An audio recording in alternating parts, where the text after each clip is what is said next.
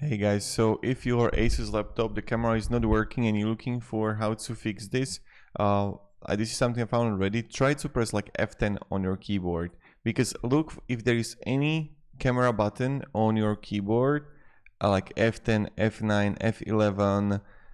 It can be like some kind of button that you can press. And some people like wrote here, thank you, thank you, thank you. So primarily try this, look for F10, maybe then the camera is going to work out for you. Open your camera and when you see the awful gray screen, Windows camera, then hold F and S, then press F10.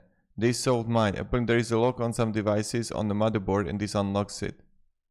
So, okay, open your camera to where you see the awful gray screen, like here. Go to Windows, camera,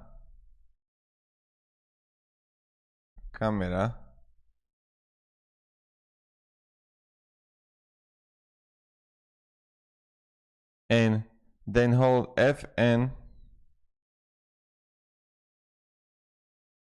and S, so press that and hold down and then press F10, and this is going to solve it possibly. So hope it helps you.